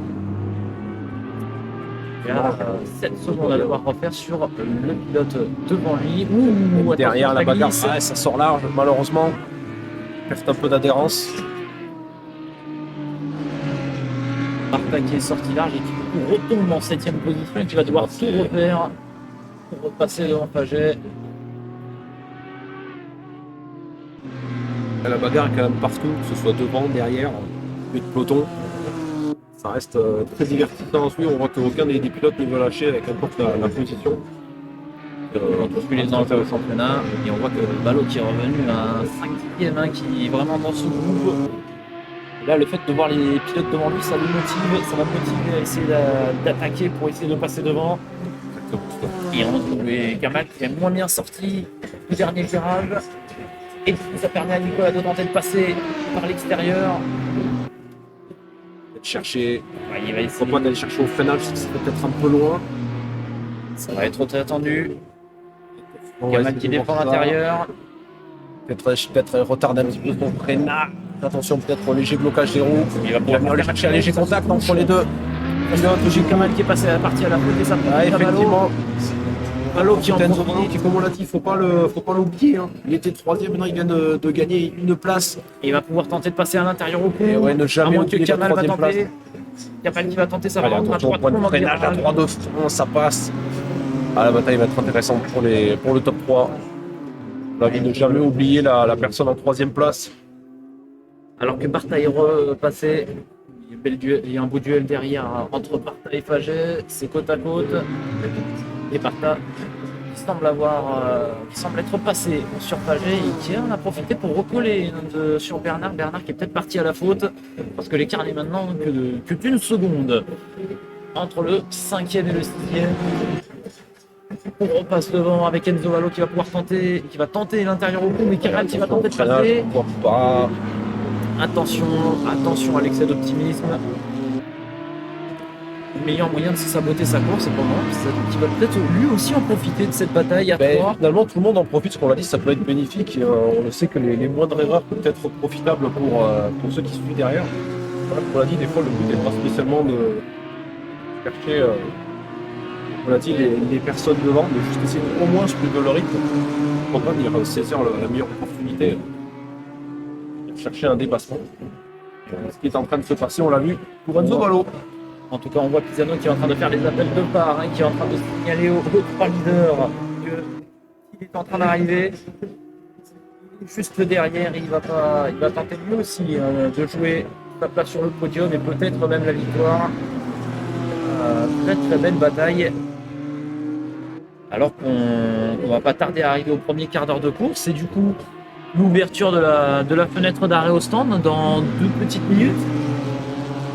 2 petites minutes avant l'ouverture de la fenêtre d'arrêt au stand. Alors qu'on a du coup une autre bataille à 3 qui est en train de se dessiner pour le gain de la 5e place entre Bernard, Parta et Paget. Michael Barta qui va tenter de remonter. Ça va être très compliqué de remonter 11 secondes. sauf s'ils se mettent dehors et que les batailles leur. Encore du temps de course, donc on m'a dit pourquoi pas venir chercher des opportunités sur des erreurs. C'est là où ça peut se jouer. Même 2 minutes. Ça y est, on va avoir 2 minutes d'arrêt au stand. Donc, à mon avis, normalement, au prochain tour, on devrait pouvoir rentrer au stand. Pouvoir rentrer au stand au prochain tour, normalement. La bataille à 4 qui est en train de se dessiner. Enzo Valo va pouvoir essayer de revenir. Et il nous l'a dit tout à l'heure que les Audi étaient plus performantes dans les virages rapides. Alors que Faget semble être passé sur Barta. Il lui a fait l'intérieur à la source et c'est passé. Barta qui retombe en 7ème position. Pour se laisser faire, il va venir chercher encore une fois. Pas laisser partir. Attention de ne pas attaquer dans le raidillon. Attendre après le raidillon. Rester trop large, il a pris bien à l'intérieur. Il a quand même emmené énormément de vitesse. Il a cherché alors qu'on a bataille pour la tête. qui va venir se faire. La bataille qui s'est fait devant et qu'une erreur qui a été faite. C'est Enzo Valo qui est parti à l'erreur. C'est Valo qui est parti à l'erreur. Le leader du championnat qui avait fait un premier week-end quasiment parfait lors de la première manche, qui avait signé la pole position en qualif, remporté la sprint et remporté l'endurance. Et en tout cas, là, ça a l'air d'être un petit peu plus compliqué pour lui aujourd'hui. C'est dommage parce qu'il reste encore du temps de course, rien n'est terminé. C'est de vite remonter cette erreur. Malheureusement, on n'a pas vu ce qu'il y a eu en contact, mais il est sorti tout seul. Il avait l'air d'être sorti un petit peu tout seul, surpris par peut-être l'absence de traction de son Aston Martin. En tout cas, ça a bien scindé le groupe de 4. Kamal qui pointe maintenant à 9 dixièmes de Nicolas. Pisano qui est actuellement en 3ème position à 1 seconde 9. Et Valo qui est 6ème derrière. C'est même qu'ils sont vraiment pas lâchés. On le voit, que ce soit surtout Pierre Kamal ou Florent Nicolas qui vont être une nouvelle fois à la bagarre. Et on voit là, c'est Kamal qui perd pas de temps. Il est déjà parti sous la seconde de retard. Alors qu'il y a eu un incident, et c'est Loïc Montel qui a dû se faire avoir au sommet du raidillon. Partir à la faute.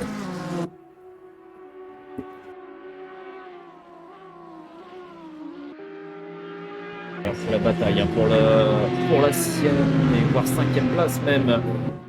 Entre Bernard Faget et Barta, même si Bernard a pour le moment un petit tampon d'une seconde, alors que le premier arrêt au stand pour Enzo Valo. Enzo Valo qui est le premier à rentrer au stand. Dès l'ouverture de la fenêtre d'arrêt au stand, il est rentré. Un deuxième pilote peut-être qui rentre aussi au stand. Bernard qui a perdu la place. Non, il est parti à la faute. Il est parti à la faute et ça a permis à François Faget de passer. La 5ème place, on va voir l'arrêt d'Enzo Valo qui pour le moment est en train de perdre des places. On a un autre non, c'est le seul qui rentre. C'est en tout cas le premier qui va tenter comme on dit l'undercut. Alors avec le ravitaillement, je ne sais pas si ça va pouvoir l'avantager. Il vient aller chercher chacun la sienne, on peut le dire en fonction de voir par rapport le duel dans le raidillon et Barta qui en a profité, qui est passé le glisser quand même sur cette montée de raidillon. Qui est passé sur Maxime Bernard qui perd 2 places en l'espace de quelques virages et qui va essayer de poursuivre François Faget maintenant, Michael Barta, pour essayer de prendre la 4ème, actuellement la 4ème place, mais je pense que ce sera c'est virtuellement la 5ème place. Tout dépendra encore une fois des arrêts au stand.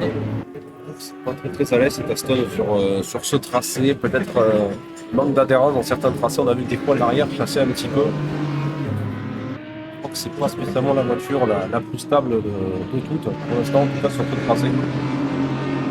Vous avez dit tout à l'heure que l'Aston Martin a très peu d'avant, donc c'est compliqué peut-être d'insérer la voiture dans les virages. Ouais, c'est ce qui peut peut-être coûter les erreurs à certains. On sait qu'une erreur d'inattention, un coup de freinage, une accélération peut-être un peu trop rapide peut causer ce genre d'erreur, en tout cas avec ce style de voiture. Effectivement, il va falloir venir surveiller les moindres erreurs de chacun des pilotes. Alors qu'on a des arrêts au stand. La reprendre des pilotes qui sont au fond du classement. mais 11e à l'heure actuelle. On va voir, on va sur le trio peut-être voir si lequel de ces 3 pilotes va rentrer là maintenant, lequel va suivre l'arrêt au stand d'Enzo Valo. Là, ça a l'air ils sont l'air d'être pas mal à rentrer, ça va faire du trafic dans les stands, donc peut-être faire attention de ne pas perdre de temps. On va rentrer. Je crois que c'est Anthony Pisano qui rentre au stand. Je crois qu'Anthony Pisano, non, Bon, non, il est juste parti à la faute. Oui. Un peu de temps. Quels des deux pilotes vont se battre contre Pierre Kamal et Florent Nicolas. Barta, Les deux vont venir Michael chercher. Barta, il rentre au stand. Michael Barta qui fait au stand, donc il suit la stratégie d'Enzo Valo pour le moment. Enzo Valo qui du coup va repasser devant. On se rappelle que Michael Barta avait eu un arrêt catastrophique lors de la première manche en Autriche. Il avait perdu énormément de temps. Maintenant, ce que ça donne. Le temps de passage au stand qui est affiché tout en bas de votre écran. Ouh. Alors qu'on a bataille devant. Pierre Kamal, effectivement. Qui sont tentés de passer devant. Florent Nicolas toujours devant, mais Pierre Kamal qui ne lâche pas. Et Pisano qui peut peut-être tenter de tirer les marrons du feu. Et comme on l'a dit, Il a perdu pas mal de temps. ne jamais oublier la position numéro 3. Très très intéressante. Je voudrais souligner un ami qu'on appelle souvent l'ultime opportuniste, qui laisse souvent le 1 et 2 se bagarrer. Le meilleur moment pour prendre l'avantage. Je pense que si Anders se lève, il se reconnaîtra. En tout cas, Michael Barta qui est ressorti en 7ème position, mais j'ai l'impression qu'il est ressorti dans le trafic. Parce que si c'est eu un changement de gomme, il va falloir remettre tout ça en température. C'est sûr. Et avec des températures aussi froides et de nuit, ça risque Ouais, d'être on a très perdu 1 compliqué. degré, on est passé à 17, donc effectivement, il va falloir essayer de vite faire monter tout ça. Là, on a cette bataille qui n'ira toujours pas de nous combler, parce que c'est très intéressant à suivre. Comme je dis, on est sous la seconde, je ne marque pas la moindre erreur de Florent Nicolas pour l'écouter cette première place. Ouais, le moindre écart de trajectoire. Alors que Michael Barta semble s'être débarrassé du trafic. 35 secondes d'Enzo Valo, donc énormément de temps perdu là aussi au stand. Donc à voir ce que ça va donner, les stratégies, les écarts, lequel maintenant va suivre que l'un des 3 leaders part rentrer au stand. Et je crois que c'est le cas pour Pierre Kamal.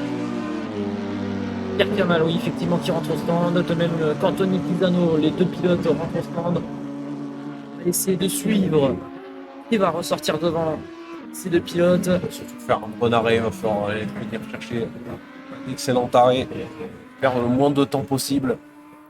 Pierre Kamal qui risque d'avoir été un petit peu gêné par le pilote qui était garé déjà là dans les stands. Et faire un petit écart. Maxime Bernard qui rentre lui au stand. En tout cas, Enzo Valo qui est en train de reprendre des places et qui va pouvoir repasser. Oui, il repasse en 2e position. Enzo Valo qui prend la 2e place. Visiblement, encore une fois, la stratégie a été meilleure. Et les deux repartent en même temps. Et c'est Pisano qui a fait qui est repassé. Pisano est passé devant Pierre Kamal aux arrêts au stand. Et Enzo Valo qui a creusé l'écart en tout cas devant. Alors, suivre derrière au stand des pilotes qui pour l'instant ne sont pas encore arrêtés comme le numéro 1, à savoir Florent Nicolas, effectivement. Et Pierre Kamal en tout cas qui fait la mauvaise opération pour le moment. Malheureusement, ouais, c'est pas la situation. Il est fait parce que gêné probablement. Perte de temps, il va vite mettre ses gommes en température et aller venir récupérer la place qu'il avait. Ça risque d'être très très dur.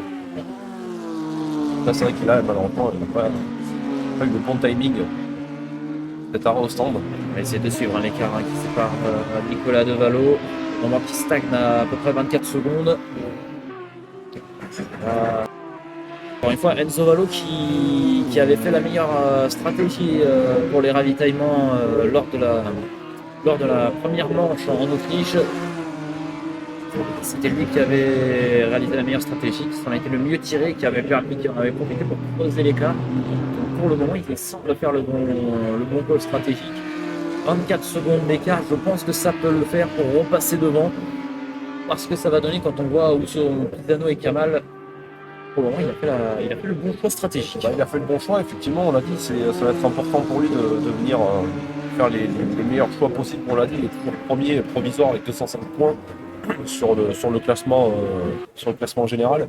Après là, donc il sait pertinemment que c'est dans ce genre de moment, surtout à la deuxième position, qu'il faut limiter les erreurs et privilégier effectivement le maximum de points pour pouvoir effectivement si on peut venir potentiellement chercher une première place avec le leader du coup, Florent Nicolas, qui effectue son arrêt au stand. Il va falloir bien suivre cet arrêt, comment il va se dérouler, c'est pas d'erreur, c'est pas trop long surtout. Alors Kenzo Valo est déjà dans la chicane de l'arrêt de bus. Donc il devrait pouvoir normalement reprendre la tête. Donc s'il repart maintenant, mais ça a l'air d'être en tout cas bien engagé pour Enzo Valo. Il va pouvoir reprendre. Ça y est, c'est fait. Il prend la tête de la course. Changement de leader. À la stratégie. On va voir où vont arriver Pisano et Kamal. Ils vont pouvoir réussir à passer devant, ça va être compliqué. On rappelle qu'ici à l'épingle de la source, la sortie des stands est plus courte que la piste normale. Et pour le moment, Nicolas est ressorti devant. Alors maintenant, il va falloir faire remonter les pneus en température. Ça va être compliqué. Parce que les pilotes derrière ont des gommes qui sont déjà bien chaudes. Donc effectivement, on va pouvoir attaquer au maximum. Ça va être très intéressant de suivre en tout cas cette bataille.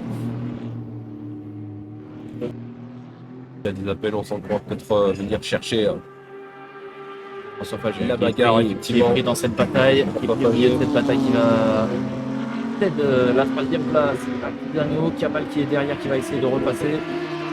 Relativement efficace, c'est BMW néanmoins, avec on sent que les outils quand même bien plus à l'aise sur cette piste, mais les mêmes qui mine de rien, surtout nombre de 3, mais qui s'en sortent quand même pas trop mal cette piste. Et effectivement, il y a Stone devant. En interview tout à l'heure avec le pilote, on a senti que la Stone n'était pas la plus redoutable, la plus efficace.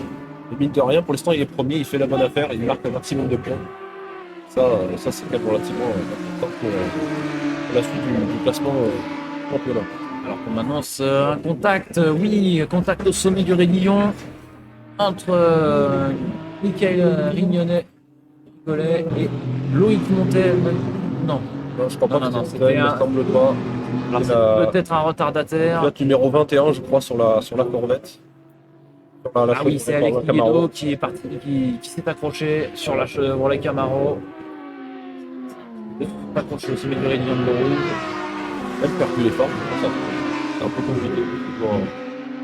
Là, on a une belle bataille à 4 qui s'annonce entre Nicolas Pisano, Faget et Kamal. Pendant ce temps-là, Enzo Valo qui est parti loin en tête pour essayer de reprendre la tête du championnat. Kamal, il perd pas de temps, il est bien sous la seconde, on l'a dit, il essaie de perdre le moins de temps possible, de remonter au plus vite pour pas venir chercher top 3 sur cette course. C'est très serré entre Kamal et Faget. Ah ouais, On va pas se lâcher. on va pas se lâcher du tout là.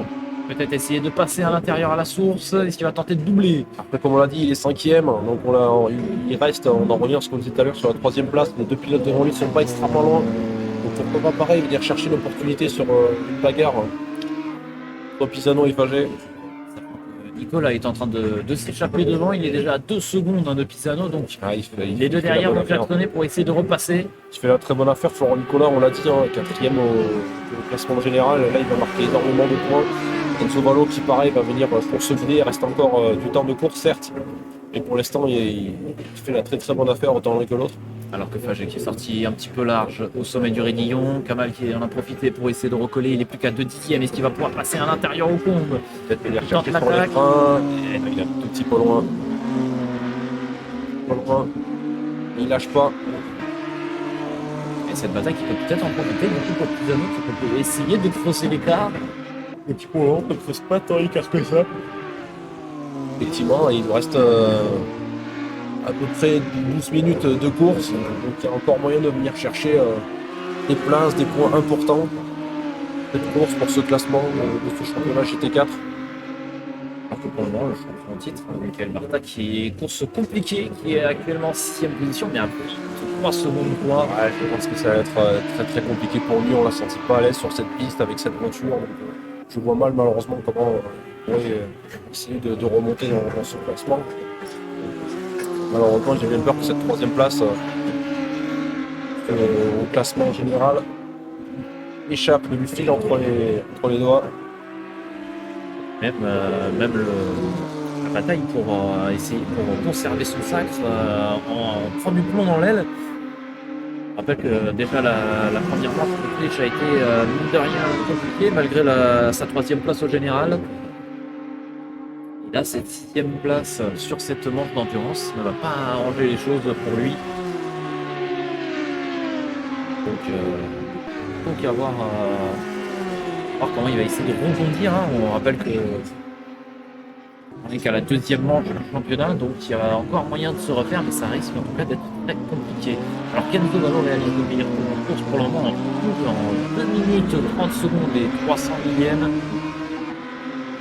Avant que Florent Nicolas ne parvienne à améliorer en 2:30 007. Secondes d'écart entre le leader Enzo Valo sur sa Aston Martin Vantage. Seconde qui n'évolue pas tant que ça, on reste sur les 10 secondes, on sent que le rythme reste assez stable, très constant. Quelques dixièmes évoluent, mais on reste toujours sur les mêmes secondes. Oui, Kamal Ça va être dur pour Pierre Kamal de passer. Il va tenter d'attaquer, il va être sur l'extérieur.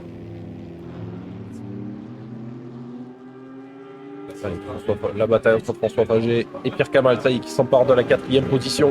Il va pouvoir conserver sa place sur le Ah, je sais freinage. pas, il va falloir venir chercher au freinage. Attention, peut-être sorti un peu trop large. Léger Il a contact fermé la peut-être. porte. Ah, il a fermé la Faget qui porte, barre c'était la le porte. contact. Ah, le contact, malheureusement, l'erreur. Ah, est-ce que là, malheureusement, la bataille faisait rage depuis un moment. Il a Là. bien fallu qu'il ait contact. Faget qui a peut-être s'est vendu un petit peu trop ardemment sa position, qui a fermé la porte en pensant que Kamal était derrière, sauf que non. Il espérait peut-être que Kamal relâche, mais ça n'a pas été le cas. Kamal a maintenu et du coup les deux se sont Effectivement, accrochés. il a maintenu, il veut peut-être aller chercher ce podium, il pense qu'il peut aller le faire. Ouais, il n'est pas si loin de ça hein, du podium, donc il peut aller le chercher, il reste moins de 10 minutes de course, mais c'est encore faisable. Et c'est compliqué là parce que Pisano est parti devant maintenant. Il y a 3 secondes 4 d'avance, mais qui est maintenant qui est lui à 2 secondes 8 de retard sur Florent Nicolas. Et Nicolas qui a réussi à réduire l'écart sous les 10 secondes. Et en tout cas pour le moment, on n'a plus vraiment de grosses batailles, même si les écarts sont moins serrés que tout à l'heure. Il y a moyen que cela se développe. On rappelle, la moindre erreur sur ce circuit se PKH, la moindre sortie un petit peu au large peut compromettre votre vitesse de pointe et du coup des positions. Sans oublier la gestion des retardataires aussi qui risque de jouer énormément. Et on l'a vu effectivement, la bataille maintenant va surtout se faire sur le top 3. Et ça y est, Florent. Nicolas est passé sous les 10 secondes du coup. Il va pouvoir réussir à recoller, ça va être compliqué. Maintenant, les Ça va être circuits de difficile, ouais, 9 en- petites secondes. Au moins de 9 minutes de course, je pense pas qu'ils peuvent essayer d'aller chercher cette première place. Mais en tout cas, on peut le dire, très belle course d'Enzo Valo qui a fait je pense, la meilleure affaire. En tout cas, pour sa stratégie en arrêt au stand. Ah oui, totalement. Encore une fois, très bonne gestion des arrêts au stand, des ravitaillements, alors qu'il est en train de rattraper un retardataire. Retardataire qui n'a plus auparavant. Ouh, attention, ça a failli être juste au freinage. Enzo Valo qui s'en sort. Là, Faire d'erreur, surtout pas en rattrapant un retardataire, ça serait vraiment bien dommage. alors peut-être faire envisager de faire rentrer justement ce retardataire au stand pour essayer de faire réparer ses phares avant. Parce Pour voir que, grand-chose, ça va être assez compliqué pour lui. ne serait-ce que pour lui, ça représente quand même des risques assez inconsidérés Effectivement. au niveau de la sécurité du pilote. Alors je Et qu'il n'ait pas reçu un drapeau, justement. Honnêtement, qu'on voit un passage au stand serait potentiellement intéressant pour lui. vais voir de qui il s'agit. Il s'agit de Thomas Garcia qui pour le moment occupe actuellement la 11e position. On a peut-être une belle bataille qui est en train de se profiler pour le podium, étant donné que Pierre Kamal est revenu à une seconde 9 On l'a sur dit, il Pisano. va être intéressant à suivre, hein, ce Pierre Kamal, parce que voilà, il est à fond sur cette bataille. On l'a dit, il veut absolument chercher son point. Et ces points qui sont si importants au classement général. Donc, je suis pas inquiet pour lui. Je pense que voilà, la bataille est loin d'être terminée. Il va venir le chercher. En tout cas, à Pisano, comme il va pouvoir. On l'a vu si bien à la bagarre. On sait qu'il aime ça, qu'il peut venir chercher cette 3e place. Donc, à un petit peu plus encore de 6 minutes de course, rien n'est encore fait et le top 3 risque d'être extrêmement intéressant. Et pour le coup, la moindre erreur en essayant de dépasser un retardateur peut coûter cher. On le voit, Enzo Valo qui a perdu en avant, qui a perdu son avance, qui passe maintenant sur une seconde. Après, on peut dire qu'il est en train de gérer son avance. On peut dire ce qu'on veut, mais Florent Nicolas, qui mine de rien, est passé sous les 8 secondes. Et, là, attention au retardataire maintenant qui va de l'appel de phare de Pisano. 7e d'écart maintenant entre Kamal et Pisano. On le voit 2,29,3 pour Kamal, comparé à un 2,30 pour Pisano. Là, ça a été laissé pour le retardataire. Le retardataire qui s'est écarté. C'est propre, c'est C'est bon. faire. fair-play, c'est sport, on laisse la bagarre. Ils sont en train de la livrer. Est-ce que Pierre Kamal va réussir à revenir? 7e d'écart, on l'a vu. Et sous la seconde, on sait qu'il va potentiellement arriver dans un endroit où il va être à l'aise. Il ne faut pas venir taper les freins. Peut-être encore un tout petit peu loin pour venir taper les freins. Et Pierre Kamal qui utilise une technique assez intéressante, hein, qui éteint ses phares une fois arrivé au sommet du Rédillon. Qui rallume pour déstabiliser son adversaire. Pour faire oublier à Pisano qui est juste derrière, pour ensuite le lui rallumer C'est ça. au freinage. Petit effet de surprise, coucou. Je suis pas loin. Et ça a l'air en tout cas de marcher, vu que l'écart est retombé à 4 dixièmes. On voit vraiment l'avantage niveau performance de l'Audi, qui semble être bien plus adapté à la BMW. Au 4e, les écarts se resserrent. Pour Nicolas qui est à 7 secondes d'écart. Donc il y a peut-être quelque chose à aller chercher. Malheureusement, ça a été fait un petit peu tard. Il est resté très longtemps avec ces 10 secondes de retard. Je ne pense pas qu'en moins de 5 minutes, ce soit possible pour le pilote français. Mais en tout cas, il se débrouille plutôt bien. Et il va venir consolider cette 2e place. Il va être très important pour lui ce soir en tout cas. Il va tout tenter, il reste moins de 5 minutes avant la fin de la course. Enzo Valo qui est en train de gérer son avance, même si l'écart réduit petit à petit, 7 secondes maintenant de retard d'avance seulement sur Florent Nicolas. Il est actuellement en mode gestion de son avance. C'est ce qu'il faut. On l'a vu, il sait garder en bonne température pour venir attaquer. On l'a vu qu'il a gratté du temps, il est passé tous les Kamal kilomètres, qui va tenter l'intérieur à l'arrêt de bus. Est-ce que ça va passer? ça passe, Est-ce que bien joué. Pisano va réussir à décroiser à la sortie ou ça va être une On dirait qu'il y a peut-être un léger contact et encore, je ne pense pas, mais ça a peut-être pas dû passer loin. Pierre Kamal qui prend la 3e place, Pisano qui lui fait des appels de part pour essayer de l'intimider, essayer de tenter une contre-attaque, peut-être La bataille peut-être pas terminée entre l'Audi R8 et cette BMW. Il a l'air d'avoir perdu la traction à la sortie de la source. Perte d'adhérence, mais c'est pas encore fini, hein, la bataille est encore là. Allez, ce Rédillon va être pris. Pourquoi pas venir chercher l'inspiration Pierre Kamal et sur son Audi R8. 5 dixièmes, ça peut se faire. Et Pierre Kamal qui éteint ses phares encore une fois dans la ligne droite de Kemmel. Et qui les ramène au freinage.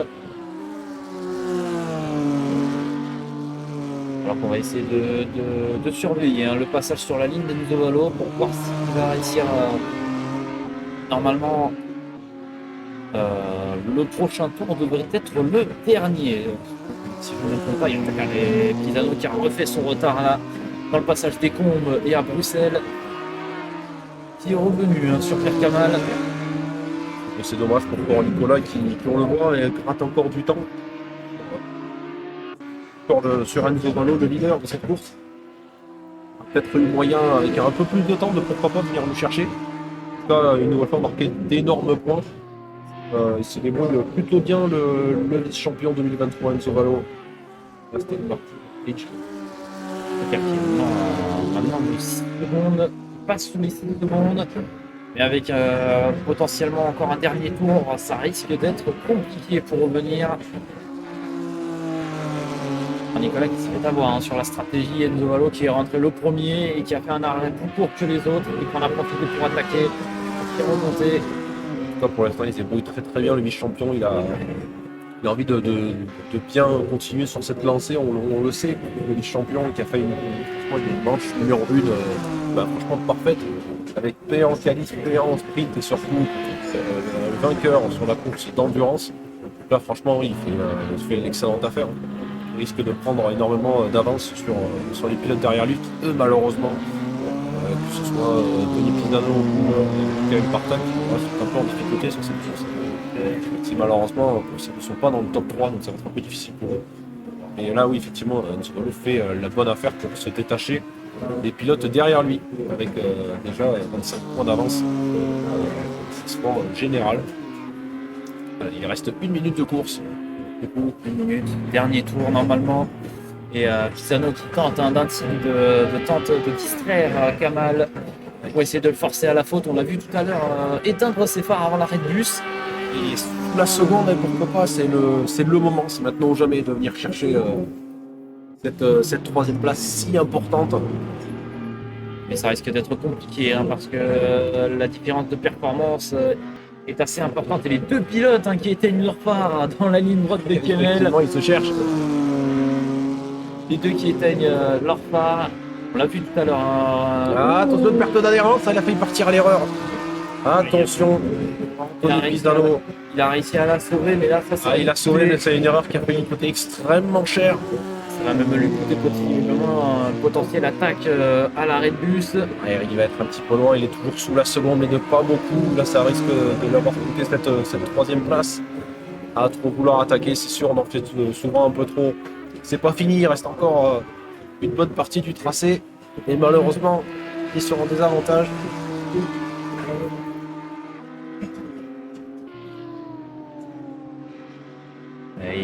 Il tente d'utiliser, de faire des appels de phare pour essayer d'intimider Kamal, mais il reste plus beaucoup de temps. Et même plus du tout pour être exact. Donc là, c'est maintenant ou jamais, même si à mon avis, il est un peu loin. Enzo Valo, après avoir eu une première course compliquée et être parti dans le peloton au départ de cette course d'endurance, qui a réussi à remonter avec la stratégie. Avec une stratégie extrêmement bonne, je pense va lui offrir cette victoire. Il a eu un très bon rythme de course, Enzo Valo sur son Aston. On l'a vu, n'est peut-être pas si parfaite que ça. Mais en tout cas, c'est ce qui va lui permettre de venir chercher cette victoire. Enzo Valo qui s'impose. 2e victoire sur les 2 courses d'endurance pour Enzo Valo. Très bon début de saison pour Enzo Valo en tout cas. Et non, c'est pas terminé. Non, c'est pas terminé, il y aura un tour. Pardon. Un tour supplémentaire. Notre erreur, en fait, il reste encore un tour. My bad. Donc c'est peut-être pas terminé. On voit pour Pisano, malheureusement, là il passe au-dessus de la seconde.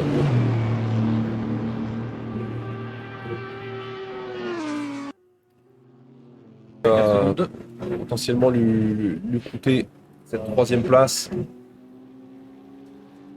4 secondes 1, il va essayer, il tente d'avertir en tout cas les retardataires. Attention aux derniers retardataires qui peuvent... C'est vraiment pas le moment de venir mettre le leader de cette course en l'erreur, parce que là par contre ça pourrait coûter extrêmement cher. Donc là c'est bien, il s'est écarté dans les combes, même si c'est pas un endroit où c'est évident de s'écarter pour les leaders. Il a réussi quand même à le faire, à trouver un emplacement pour le faire. Comme on l'a dit, c'est dommage pour Florent Nicolas qui, je pense, aurait pu revenir sur Enzo Valo, justement, qui a un excellent rythme lui aussi sur son Audi R8, qui était à 10 secondes. On l'a vu rétrécir cet écart énormément. Elle était à 4 secondes, donc je pense qu'avec du temps supplémentaire, on aurait pu, pourquoi pas, une bagarre entre ces 2 pilotes. Mais oui, Zavalo qui a géré son avance vraiment à partir du moment où il était en tête. Il a très bien géré son écart malgré le manque de performance. Le manque de performance de son Aston Martin comparé aux Audi. Il a quand même réussi à gommer ses lacunes et à profiter d'une bonne stratégie pour remonter malgré le fait qu'il partait dans le trafic et malgré une première course compliquée. Il va pouvoir réussir à aller décrocher cette victoire, sa deuxième sur les manches d'endurance, sa troisième si on prend en compte sprint. Surtout, venir creuser l'écart au classement général sur Tony Pisano et Michael Barta. Et il affirme comme le principal challenger au titre. Effectivement, le vice-champion qui cette année va venir chercher peut-être plus qu'une place de vice-champion. La victoire, du coup, qui est signée d'Enzo Valo sur ce circuit de Spa-Francorchamps. Très belle course, très belle stratégie qui lui aura potentiellement permis, en tout cas, je pense, vu son rythme, de venir chercher cette victoire. Il est suivi juste derrière par Florent Nicolas et Pierre Canal en troisième position. Lui, le poleman de cette course sprint. Qui était également très intéressante. On suit l'arrivée des autres pilotes qui, en tout cas, on n'a pas été déçus de cette course. Il y a eu quand même beaucoup de batailles, que ce soit surtout sur le milieu de plateau. Pas mal d'erreurs aussi, on l'a vu, de certains pilotes qui se sont potentiellement fait avoir. Mais en tout cas, voilà, on aura eu quand même droit à une très belle course, notamment à cette remontée de Pierre Camal qui malheureusement a peut-être pas eu le meilleur timing pour son arrêt au stand, mais on n'a pas été déçus. Très très belle bataille, surtout très très belle remontée. On l'a senti très en confiance sur ce tracé, même de nu, et très en confiance avec son Audi R8. Et là, par contre, ça. Kamal 3e, Pisano 4e, Paget 5e, Barta 6e, le champion en titre qui va avoir du mal du coup à refaire son retard maintenant au classement pilote. Ça va être très, très compliqué. Et mine de rien, il fait quand même, comme on l'a dit, la bonne affaire, que ce soit Pierre Camal ou Florent Nicolas qui vont venir marquer des points très intéressants pour la suite de ce championnat. Donc ça reste très important pour eux. Ça, c'est quelque chose qu'on aime bien voir, beaucoup de batailles. C'est ce qui compte. C'est ce qui compte sur cette course. Alors que tous les pilotes pratiquement ont franchi la ligne d'arrivée, il ne reste plus que quelques retardataires. Ouais, qui vont venir terminer tranquillement. Terminer, ils sont au milieu de la piste. Là, on arrive au terme effectivement de cette course qui a été, comme on l'a dit, franchement intéressante. Beaucoup de batailles. Notamment sur cette remontée de Pierre Camal qui va, on l'a dit, un peu en difficulté avec cet arrêt qui en tout cas lui aura fait perdre pas mal de temps. Mais voilà, la belle affaire d'Enzo Valo qui, on l'a vu, en tout cas, je veux dire, le meilleur moment pour s'arrêter. Redoutable avec son Aston, on ne l'attendait peut-être pas sur ce tracé, les Aston Martin. Mais voilà, il nous a fait mentir, c'est ça qu'on aime bien, de pouvoir avoir justement des surprises sur cette course, notamment au niveau des niveaux de performance des voitures. Et voilà, et malheureusement, Pisano qui a peut-être trop attaqué, était un peu gourmand, a perdu un petit peu, il a failli même perdre sa voiture, donc c'est un peu dommage pour lui. Il fait quand même une 4e place, il va quand même réussir à marquer des points. C'est ce qui compte. Et avec sa BMW qui, je pense, lui posera peut-être la question après, mais je pense qu'elle ne devait pas être la plus adaptée, surtout comparé au Audi. Les Audi qui ont vraiment montré que c'était la voiture la plus performante en général. Effectivement. Et du coup, voilà, pour cette course d'endurance qui, mine de rien, une belle bataille pour la deuxième place, même pour le podium en général. Bataille à 4 à un moment donné. Enzo Valo qui nous fait une très belle stratégie, encore une fois, une démonstration magnifique, comme il avait pu le faire en Autriche lors de la première manche. Et du coup, très beau point pour le classement pilote. Lui qui était en difficulté jusque-là, qui a gommé les performances, qui a profité peut-être de la méconnaissance de certains pilotes sur le tracé version nocturne. Donc on va voir, on va lui poser la question juste après, dès que nous. On va venir voir les avis de différents pilotes sur différentes voitures. C'est pour ça qu'on a eu l'avis d'un pilote R8. Et de voir potentiellement comment se comporter cette BMW. Ça peut venir être être fortement intéressant. En tout cas, voilà, très belle course. On n'a pas été déçus. Le temps est passé relativement vite. Donc c'est ce qui compte. J'espère en tout cas que, évidemment, sur le chat, vous êtes bien régalés à suivre cette course avec nous. En tout cas, on a passé un bon moment à commenter ces belles bagarres. Alors, on nous envoie du coup le On premier va pas perdre de pilote temps, pour l'interview. Avec, on va recevoir, Alors, il va falloir que je réussisse à sortir on va maintenant. recevoir le pilote qui a fini en 3e position. Il fait une très belle remontée, une très belle course. Effectivement. Oui, du coup, maintenant je suis avec Pierre Kamal qui nous réalise une très grosse remontée sur cette course. Comment c'était du coup de découvrir du coup Spa-Francorchamps de nuit? Est-ce que tu avais de l'expérience sur cette piste avant ou pas du tout? Alors de nuit, pas du tout. Donc ça a été compliqué sur les premiers tours parce que du coup les conditions ne sont pas du tout pareilles qu'en sprint. Donc ça a été compliqué de prendre un rythme assez rapidement. Et je me suis un peu fait surprendre par plein de petites choses qui sont arrivées sur la piste et ça n'a pas été facile, hein.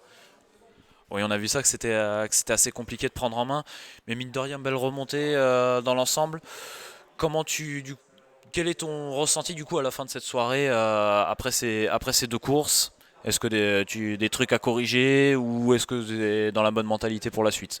Toujours bonne mentalité, après il va falloir s'entraîner dans la nuit tout simplement. Et je vais arrêter de faire des changements de pneus parce que je perds beaucoup trop de temps à chaque fois et c'est là-dessus que je perds un peu plus de place ou de podium en tout cas. Oui, c'est ce qu'on avait vu sur ton arrêt au stand. On a vu Enzo qui a remonté, qui est passé loin devant comme il a pu faire en Autriche déjà. Donc, bah écoute, bon courage pour la suite et bonne soirée à toi. Merci. Alors du coup maintenant je suis avec le deuxième. Alors comment ça s'est passé cette course Florent? On t'a vu dominer un petit peu au début, puis après tu t'es fait avoir au niveau de la stratégie et ça a été un petit peu plus compliqué. Vous étiez à 4 à peu près à vous battre pour la deuxième place. Du coup quel est ton avis sur cette course? Oui, alors parti premier, difficile à trouver le rythme au début. Après, voilà, ma plus grosse erreur c'était de changer les pneus, j'aurais pas dû. Enzo en premier, qui a fini premier, n'a pas changé les pneus. Je suis revenu très fort sur lui, mais il en manquait. Il manquait du temps, voilà. Ou alors moi qui étais passé rapide, mais le résultat est le même. Mais bon, pas de regret, il était plus fort et puis c'est tout, quoi.